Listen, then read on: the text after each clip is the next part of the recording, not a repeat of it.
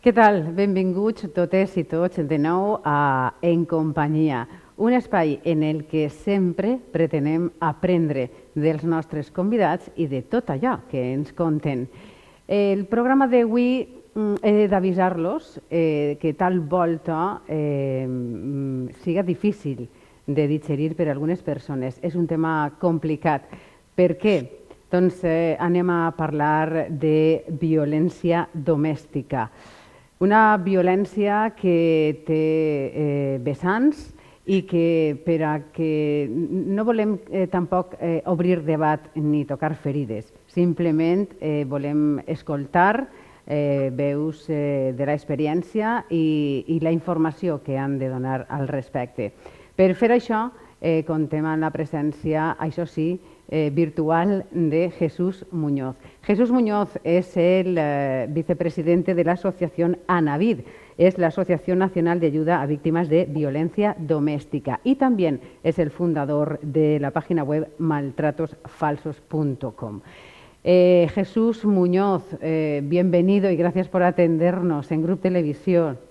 Un placer, muchas gracias a ustedes y para mí es un verdadero placer poder hablar y explicar, bueno, pues como bien ha dicho ya, pues un tema tan controvertido como es este, ¿no? Vamos a intentar despejar dudas. Pues empezamos por eso, Jesús. Vamos a empezar a aclarar un poco de dudas sobre algunos de los conceptos que están relacionados con la violencia. Existe la violencia de género, la violencia doméstica y la violencia vicaria. Esta última tal vez no está tan difundida o familiarizada, ¿no? Acláranos brevemente cuál es la diferencia entre ellas. Bueno, pues en principio la violencia de género lo que establece la ley es toda violencia que se ejercita física o psicológicamente contra la integridad física o psicológica de exclusivamente mujeres heterosexuales. Es decir, es toda violencia que ejerce un hombre heterosexual sobre una mujer heterosexual, sea pareja o expareja. La violencia doméstica es la violencia que ejerce, pues la que se ejerce en cualquier ámbito de la familia, ya sea de una abuela a un nieto, de un hijo a una madre, de una mujer a un hombre y de una mujer a otra mujer cuando son pareja. Y la violencia vicaria, bueno, pues es algo al que se le ha cambiado el nombre de manera de retorcer un poco y confundir a la ciudadanía, es lo que antiguamente se llamaba, y vamos a intentar no cabrear mucho a la gente, es lo que venía conociéndose tanto a papás como a mamás, lo que se decía malmeter, ¿no? Es inducir en la mente del niño contra papá o contra mamá con el ánimo de ganar el cariño de ese menor, y era lo que se conocía como alienación parental. Hoy en día, gracias al Ministerio de Igualdad, se ha cambiado el nombre para que la violencia vicaria solo y exclusivamente se está determinando cuando un papá, que es el menor de los casos, porque la violencia vicaria, la alienación parental lo sufren los niños tanto cuando son ejercidas esa violencia psicológica de papá con el niño contra la madre o de mamá con el niño contra el padre. Y ahora se llama violencia vicaria y solamente se utiliza cuando el padre malmete al niño contra la madre. Es una especie de violencia de género a través del menor, violencia vicaria. Es lo que conocemos, Jesús, es lo que conocemos por ese chantaje que hacen algunos padres y madres utilizando a los niños, ¿no? Efectivamente, la violencia vicaria, bueno, pues es en sí la violencia de todo tipo de, o sea, es un tipo de violencia intrafamiliar o violencia doméstica que incluye toda aquella conducta que se realiza de manera consciente para generar un daño en otra persona, ejerciéndose de forma secundaria a la principal, es decir, una violencia física hacia el adulto, y en este caso es una especie de violencia psicológica malmetiendo a un menor para ponerlo contra, en este caso, exclusivamente contra la madre, ¿no? Bueno, pues aclarados estos primeros conceptos, vamos a hablar también de ANAVID, porque a raíz de ahí nace un poco todo, ¿no? Ese contexto en el que estás metido desde hace ya mucho tiempo. ¿Qué es y con qué propósito nace ANAVID? Bueno, Navid, voy a poner en mi boca palabras de la propia presidenta, María, a la que desde aquí mando un abrazo enorme y unas gracias inmensas por la responsabilidad que conlleva hacerme vicepresidente y segundo por la confianza que depositó en mí. Navid surge a raíz de una entrevista que hacen sobre mi caso, un caso muy demoledor, con 7 denuncias de violencia de género. Me enfrenté a unos 30 procesos judiciales, 7 denuncias, como repito, de violencia de género, dos querellas criminales, una denuncia ante la Agencia de Protección de Datos, y he demostrado con sentencia firme que soy una persona inocente y he sido víctima de la Ley Integral de Violencia de Género de manera espuria, utilizando la denuncia de violencia de género 7 veces consecutiva para quedarse con la custodia de un menor en un proceso de separación. Entonces, Anavid surge en la entrevista en el que se empieza a conocer mi caso y tanto María como miembros de la asociación, bueno, pues normalmente mi caso conmociona bastante, se hizo público y es una barbaridad jurídica. Y ante esa barbarie física, emocional, familiar, pues deciden bueno, pues crear un proyecto de ayuda social donde cualquier víctima, hombre, mujer, blanco, negro, transexual, independiente de religión, política, pues tenga una especie de ayuda, creando una especie de red social, de manera que con diferentes delegados y diferentes estructuras, Anavid pueda aportar algo de ayuda, sobre todo emocional. Intentamos dar soporte jurídico y psicológico a toda víctima, hombre, mujer, menor, abuela, que muchos abuelos también se están privando de sus nietos en procesos de separación entre los adultos y bueno, lo que se intenta desde Anavid es ayudar sobre todo a toda víctima de maltrato independientemente de su condición, como bien dice el artículo 14 de la Constitución. Y bueno, pues eso es un poco Anavid. Sí, y además no quiero dejar de mencionar justo esas primeras palabras que uno se encuentra cuando entra al portal de Anavid. Y dice así, Anavid defiende la igualdad ante la ley con las mismas penas para todos los agresores y mismas protección para todas las víctimas, porque la igualdad no es un eslogan. Esto creo que es la base, ¿no? La base principal en la que se fundamenta la asociación. Esa es un poco la base espiritual o moral o psicológica de lo que debería regir en nuestro ordenamiento jurídico. Y sé que lo que voy a decir puede causar bueno, alguna especie de conmoción, sobre todo, como he dicho yo, y es un eslogan que bueno, se ha trascendido no solamente a Anavid, sino en muchas asociaciones a nivel nacional. Yo a esto le llamo el síndrome de la avispa. Es decir, hasta que uno no es denunciado por violencia de género, le arrancan sus hijos, su casa. Y esto lo digo en base a los datos estadísticos de los estamentos oficiales, es decir, Ministerio Fiscal, Fiscalía General del Estado, Consejo de Poder Judicial, Instituto Nacional de Estadística, ¿no? Cuando uno observa las cifras oficiales, y digo no las oficiosas que se nos intenta colar, sino las oficiales, si alguien se molesta, en vez de leer, y con todo mi respeto, el AS y el Marca, y lee un poco en lo que uno puede ir investigando, observa que una media de denuncias anuales, desde los últimos 5 años, más o menos, la media anual, son de 163.000 denuncias anuales por violencia de género. Bueno, pues de esas 163.000 denuncias, el 80% de los hombres denunciados terminan demostrando su inocencia. Es decir, y aquí no vale la doble vara de medir de, bueno, es que un hombre es denunciado y no ha podido ser condenado, no significa que no sea un maltratador. Oiga, no. El artículo 6.2 del ordenamiento jurídico del Tribunal Europeo de Derechos Humanos, en base a sentencias de la presunción de inocencia, dice que toda persona que no haya sido condenada, por tanto, debe ser refutada como inocente. Y la diferencia entre lo que nos cuentan y la realidad es que entre el 78 y el 82% de los hombres, cada año, a pesar del aumento de denuncias, terminan demostrando que son inocentes. ¿A dónde nos puede llevar esto? Pues a que se nos está juzgando. Y no voy a poner palabras mías, no es de Anavid, no es de Jesús Muñoz.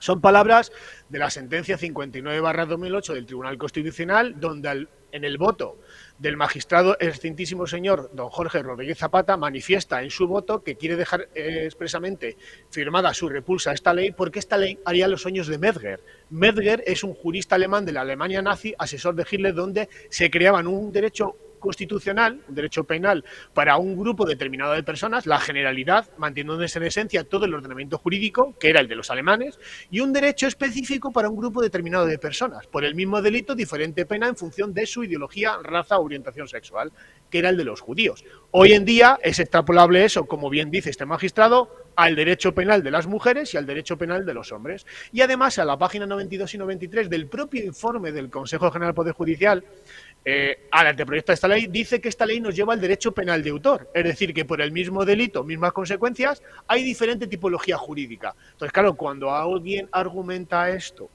se nos tacha de fascistas, de machistas, de encubrir a los padres. No, la realidad jurídica es que ante el mismo delito, un hombre tiene un 66% más de condena que una mujer. Por eso se ha creado la Ley Integral de Violencia de Género y la diferencia en que cuando una mujer agrede a un hombre se le trata como violencia doméstica, con diferente tipología penal. Sí, además, después de ver esas declaraciones tuyas, que ahora hablaremos del portal web también, sí que dejas muy claro que en tu caso, no sé si podríamos resumirlo en unos Sí, minutos, ha sido una lucha larga, ardua y difícil, ¿no? pues es una lucha muy larga y resumiéndola mucho, y hay que hacer entender, cuando voy a hacer este resumen, este pequeño resumen, hay que entender que es muy difícil resumir 6 años de instrucción, 30 procesos judiciales, 7 denuncias de violencia de género y hasta enfrentarme a las querellas criminales tanto de la familia de mi expareja y de mi expareja como la querella criminal de las abogadas, incluso terminando en una resolución de la Agencia Española de Protección de Datos. Todo comienza en una pareja que no son matrimonio, simplemente tenemos un niño en común y ante la evidencia médica de que mi expareja no es una madre al uso, es decir, una madre con cierto asentamiento psicológico, vamos a decirle así, es una mujer que tiene varios trastornos mentales que yo desconocía y que de la noche a la mañana descubro que tiene una medicación psiquiátrica que le hacía, que lo mezclaba con ciertas sustancias, vamos a decir, prohibidas. Eso hace que tenga cierta inestabilidad mental y descubro que tiene hasta 3 puntos de suicidio. Entonces, la pareja no funciona, hay una serie de ecuaciones, hay una serie de ecuaciones y amenazas hasta el punto de que tiene el control económico completo de mi vida y me dice que si no le doy lo que quiere, no me dejaría poner absoluta. Todo se convierte en una especie de extorsión y pasiones constantes hasta que me planteo una función de guardia. Bueno, pues para que la gente vea muy decididamente los tiempos y plazos, en agosto del 2005 a una asociación feminista como es la Federación de Feministas, una institución pública que van a las mujeres, y durante 9 meses es asesorada jurídicamente y ayudada psicológicamente.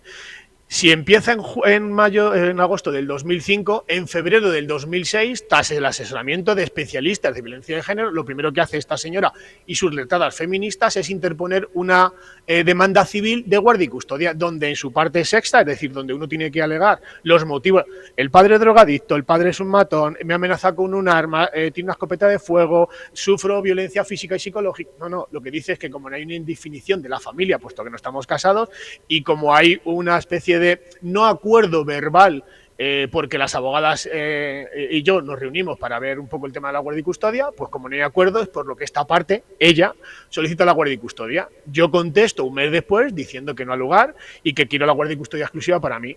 En ese momento, como no hay acuerdo de lo que me piden, que son 800 euros de pensión por el niño, durante 4 meses me castigan psicológicamente y así se recoge en el informe psicosocial del Juego Familia 24 que son las abogadas las que convencen a la madre para que no me deje ver al niño. Es una especie de extorsión. Mientras que no pagues lo que nosotras decimos, no vas a ver al niño. Voy a la guardería a ver a mi hijo, soy agredido en presencia de un testigo. Bueno, pues se interpone denuncia con parte médico de lesiones porque me produce una lesión en el labio, me parte el labio, y al día siguiente, es decir, en agosto va a la federación, en febrero me presenta la demanda, en marzo me junto con las abogadas y grabo una conversación donde, como hay una muy buena relación, me niego, voy a la guardería, el labio y cuando es llamado de cuidar esta agresión se va al juzgado que se hace. La primera denuncia algo archivado la causa, y así hasta 7 denuncias y bueno, pues todo se traduce en control económico, control físico, maltrato físico, psicológico, maltrato continuado, todo. O sea, un elenco y colección de denuncias menos el abuso sexual tengo todas. Incluso llegan a inventarse estas propias letradas afín a una asociación feminista y dependiente del Partido Socialista, hasta el punto de que llegan a inventarse que le doy una paliza a mi ex-suegro y lo deja sentado en una silla de ruedas durante 6 meses. Me he gastado 70.000 euros, he podido demostrar que todo era absolutamente falso, se falsifican informes, hasta el punto de que se llega a falsificar un informe de lesiones de una doctora de la Seguridad Social que no se eleva judicialmente como está obligado por ley, sino que se deriva desde el despacho de comunicación de una empresa de automóviles que es la hermana de mi expareja. Entonces, bueno, pues el juez determina la libre absolución, contrata un detective que acredita que este señor, cuando está sentado en silla de ruedas en el juzgado, 2 semanas antes se les ha grabado en la calle portando una maceta y además quiero recalcar las lesiones que presentan producidas por mí. sacro, coxis, acetábulo izquierda de la cadera, ligamento cubital mano izquierda, puente mandibular e impotencia sexual. Todo esto se acredita como absolutamente falso porque el juez ve las imágenes del propio detective durante 2 semanas y, claro, no da crédito hasta el propio Ministerio Fiscal, que me pedían 14 años y medio de prisión, termina retirando todas las acusaciones por la abundante cantidad de pruebas presentadas en mi defensa, con más de 16.000 documentos que acreditaban la falsedad de las 7 denuncias. Desde malostratos falsos.com, que es ese portal web que tú fundas, lo que también he visto que queréis también dejar un poco patente es esa diferencia en el trato, ¿no? A la hora de abordar un caso de violencia ante un hombre o una mujer, ¿no? Las vías también son distintas, el trabajo es distinto. ¿Estoy en lo cierto?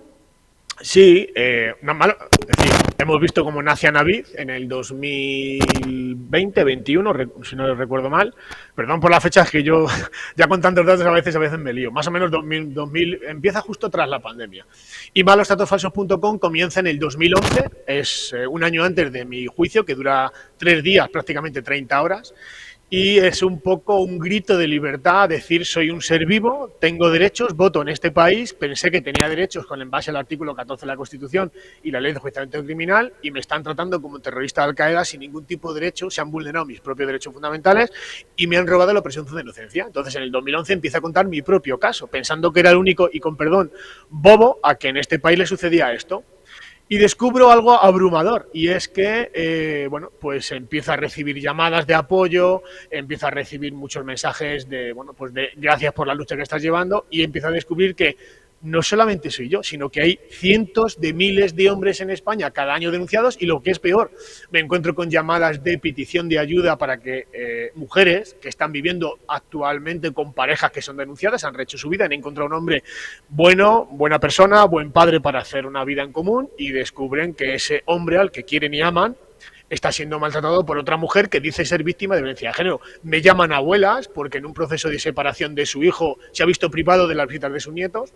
Y malostratosfalsos.com lo que se convierte en el tiempo es Malostratosfalsos TV, una cosa es la página web y otra es el canal de YouTube, donde ya no solamente doy voz a mi caso, sino empiezo a dar voz a los cientos de casos que surgen. No doy abasto, no tengo la suerte ni el dinero de tener una televisión, y empiezan a contarse historias pues desde el punto de vista jurídico con abogados, psicólogos, mujeres, hombres. He entrevistado a transexuales, homosexuales, y aunque parezca irrisorio, hombres, mujeres, transexuales, afectados todos por lo mismo, por la ley integral de violencia de género.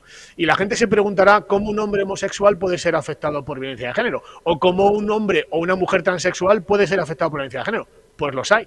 Entonces el canal lo que hace, o la página web en general, Malos Datos Falsos, lo que intenta es dar voz a esas víctimas que los medios de comunicación niegan, porque hay que seguir sustentando la idea absurda y negacionista de que la violencia no tiene ni sexo ni género. Es decir, que en un ámbito doméstico la violencia es multidireccional, y en el ámbito de la violencia de pareja, la violencia es bidireccional, tanto de hombre a mujer como de mujer a hombre. Y ahora, si queréis, pues abordamos un poco las cifras para que la gente vea que lo que estoy diciendo no es que me lo invento, sino que hay más de 500 estudios internacionales y nacionales, entre ellos hay varios de varias universidades, uno de ellos de la Universidad Oberta de Cataluña, en el que se habla que la violencia es tan sumamente bidireccional que aproximadamente mueren 60 mujeres al año por cada 40 hombres.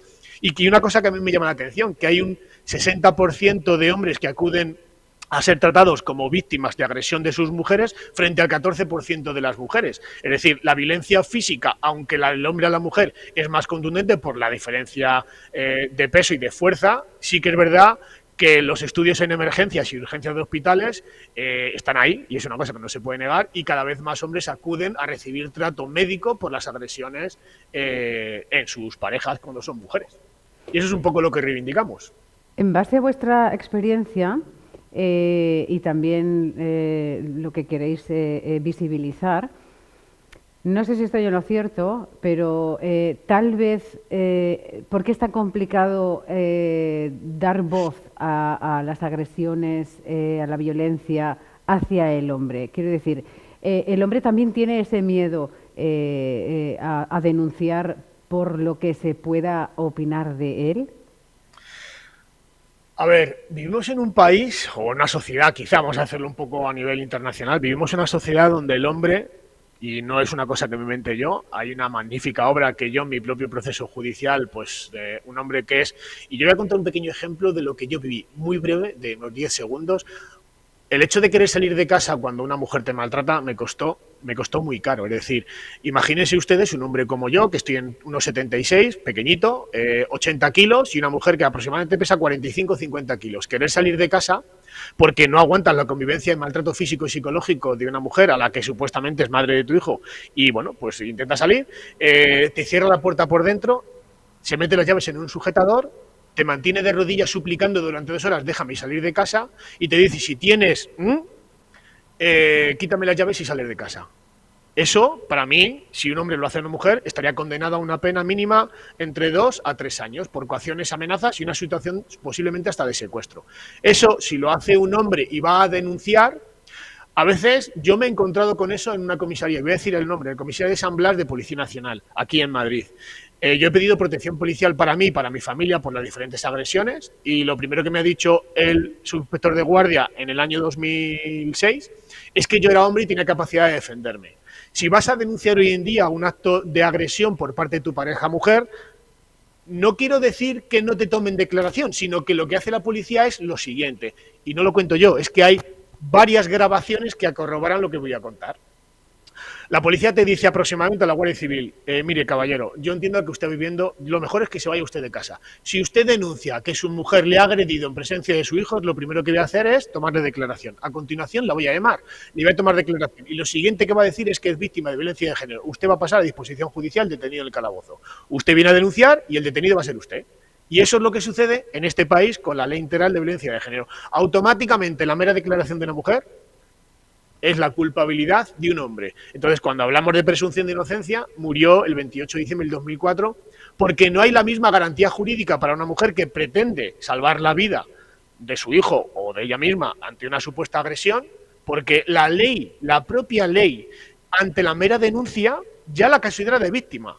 Un hombre no es víctima desde el mismo momento que denuncia. Entonces hay una disparidad de criterios, sí que es verdad y nadie lo puede negar, que están las cifras ahí. Hay una media de 50 mujeres asesinadas al año.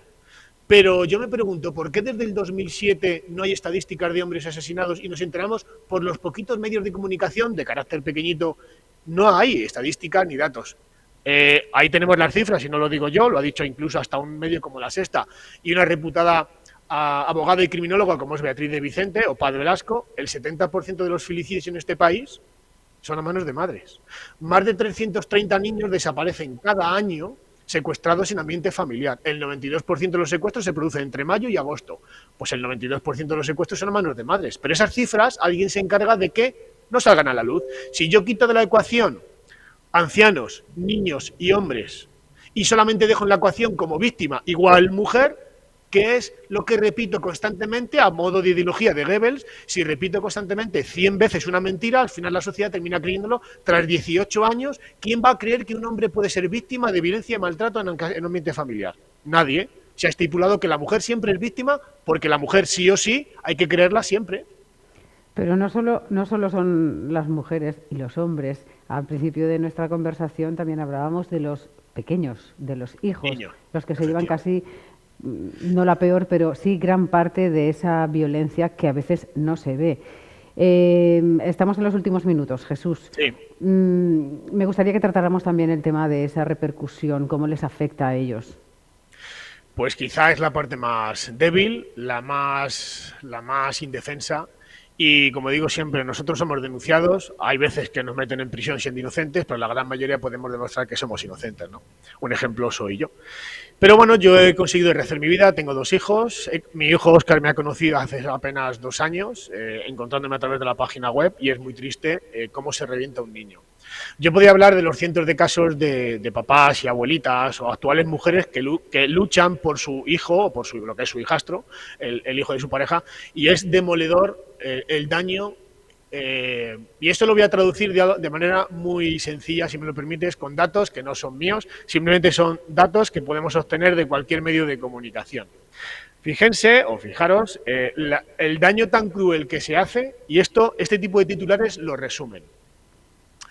Aumentan, y estos son medios de comunicación, Navarra, Murcia, País Vasco y diferentes revistas médicas. Yo voy a leer el titular. Aumentan un 47% los trastornos de salud mental en la infancia y adolescencia. El 95% de los pediatras están muy preocupados por la salud mental de los niños y adolescentes. Expertos alertan en Málaga del aumento de las consultas de salud mental entre niños y adolescentes. Alertan del empeoramiento de la salud mental de niños y adolescentes en Navarra. Esto es el resumen de lo que se está haciendo en este país con los niños a cuyos padres se les priva de la visita de sus hijos y, lo que es más grave, a esos hijos se les deja huérfanos de padres vivos. Simplemente, y con esto, si quieres ya resumo, el 80% de los padres que terminan siendo denunciados son inocentes, pero el 80% de esos niños tienen dificultad para recuperar la relación paterno-filial con sus padres que son inocentes. Si a eso le sumamos, vamos a decir, algo prohibido, que es la violencia vicaria, o la alienación parental, donde un niño, por ejemplo, como en mi caso, se ha pasado 13 años sin su padre, imaginemos el daño en un niño de 3 años que conoce a su padre con 16. ¿Alguien se puede imaginar lo que es el destrozo emocional desde antes, y no hablo del mío, sino de muchos casos, a partir de los 11-12 años, niños que dejan los estudios, mayormente niños varones? La mayor parte de los críos redundan en bandas de origen latinoamericano, entran mucho antes en el mundo de la droga, tienen problemas de autodestrucción, autoestima, y se vuelven en muchos casos incluso agresivos. Se les empodera el niño del niño emperador, y muchos de estos niños, de hecho la Comunidad de Madrid en 2012 recibió hasta 9.000 denuncias de madres denunciando malos tratos en ambiente materno por parte de sus hijos, y la realidad es que los niños terminan pagando el pato de la mala separación o la incapacidad mental de que los adultos se separan, los niños, ¿no? Y entonces, bueno, pues esa es realmente la pena que desde Navid queremos inculcar a la sociedad, de que ante una mala relación de un papá y una mamá, yo puedo ser un mal marido porque no me preocupo por ella, porque no hay un ramo de flores el día 14, o porque la relación no funciona, pero no por eso significa que uno sea mal padre. Y la diferencia está en que, y además hay estadísticas que no me las invento yo, en un estudio en Finlandia se llegó a resaltar que en el resultado académico, donde las custodias monoparentales son de padres, el fracaso escolar es 0. El 60% de las mujeres que están en prisión son figuras carentes de figura paterna. En un estudio que ha hecho el doctor Warren Farrell durante los últimos 30 años en Estados Unidos, de los 28 grandes asesinos de la historia, entre 8 y 50 asesinatos, 26 carecían de figura paterna. Entonces, el resultado es que estamos dejando a niños huérfanos de padres vivos, con una información muchas veces sesgada de lo que es el padre, porque solamente se le inyecta el veneno de una parte de la realidad. Y en el caso concreto de Óscar, imagínense un niño de 16 años, cuando lleva 13 años sin ver a su papá, descubre que su padre no es el terrorista de Al-Qaeda que le habían pintado, y la realidad dista mucho de lo que le han contado. Entonces, bueno, pues el resumen es que los niños en este país, por desgracia, tan protector, el interés superior del menor brilla por su ausencia. Bueno, pues sí que lo has resumido bastante bien y sintetizado, pero queremos marcharnos. Hombre, tampoco es con mal sabor de boca, pero sí hablábamos ayer y me contabas algo anecdótico que te ocurrió en la visita que has hecho hace unos días al Congreso de los Diputados, ¿no? Sí. Bueno, lo resumo muy. Tuve la suerte de ser invitado, pues uno de los ponentes en la subcomisión de violencia de género, el nuevo pacto de Estado, para renovar el pacto de Estado entre diferentes partidos. Fuimos invitados varias personas, pues unos con una ideología mucho más sectaria o más radical. Para mí radical es lo que yo llamo, y con perdón, terrorismo de género, lo que estamos sufriendo en este país, que solamente por tener un miembro viril o otro, pues somos catalogados pues con todo lo que he resumido hasta ahora, ¿no? Bueno, pues en esa comparecencia expongo muy extensamente, en aproximadamente 30 minutos, todo ese de datos, estadísticas. Incluso invito a que la gente que conozca lo que es la paradoja de arrestos obligatorios del estudio de Minneapolis. Hablo sobre el porcentaje y el estudio que se hace seccionado y mintiendo a la sociedad del 0,01, de dónde sale y cómo los políticos saben que ese estudio es absolutamente falso. Y bueno, pues la anécdota es que convulsamente tengo la reacción de una persona que prácticamente se le va a explotar la aorta, que es una de las miembros de Podemos, de la Comisión de Violencia de Género del Congreso de los Diputados, haciendo un desprecio absoluto a la verdad, haciéndome un desprecio absoluto hacia mi persona, diciéndome públicamente ante los comparecientes que no pintaba nada, que no aportaba nada y que no entendía él bueno, pues el que yo estuviera allí. Y lo más sorprendente no es lo que este tipo de personas hacen, que viven un poco del sueldo y la mentira que suelen establecer los medios de comunicación.